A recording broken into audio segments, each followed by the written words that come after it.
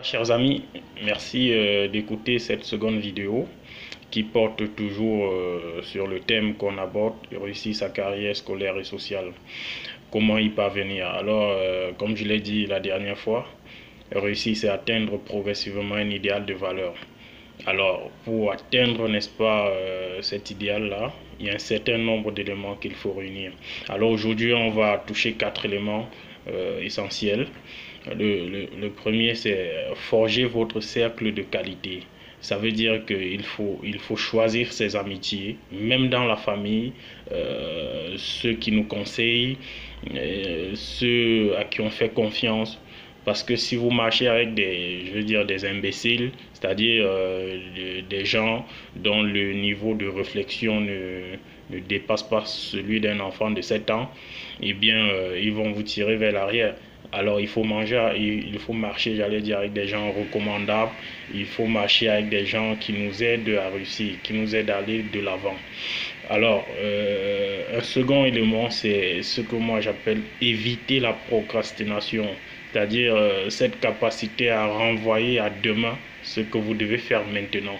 Il faut programmer vos actions et les réaliser à temps, c'est-à-dire la notion de temps est importante. Il faut se fixer des objectifs et les réaliser à temps. Il ne faut pas renvoyer ce qu'on a à faire demain, sinon vous êtes là en train de procrastiner.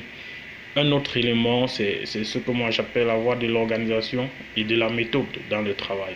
Vous aurez tellement de choses à faire. Alors si vous n'êtes pas organisé, si vous ne structurez pas votre travail de manière à être efficace, à être efficient, eh bien votre rendement ne sera pas aussi bon que ça. Donc il faut pouvoir structurer son travail, il faut pouvoir organiser, avoir une certaine organisation dans le travail pour que le rendement soit le plus meilleur possible.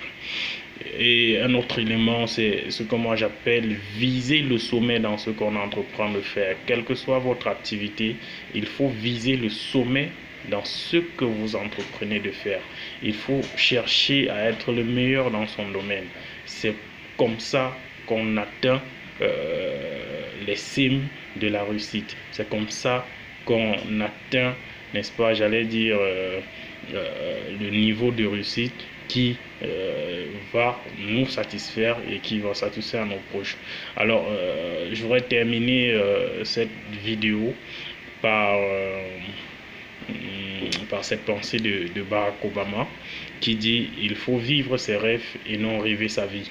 Alors, si vous avez des rêves, il faut vous lever pour les réaliser. Celui qui vit ses rêves, c'est celui qui au quotidien travaille pour atteindre ses objectifs, pour atteindre ses rêves. Or, si vous restez chez vous et puis vous êtes à 7h, 8h, 9h dans votre lit et vous pensez être je ne sais pas quoi demain, alors vous êtes en train de rêver votre vie. Alors il faut vivre ses rêves et non rêver sa vie. Merci.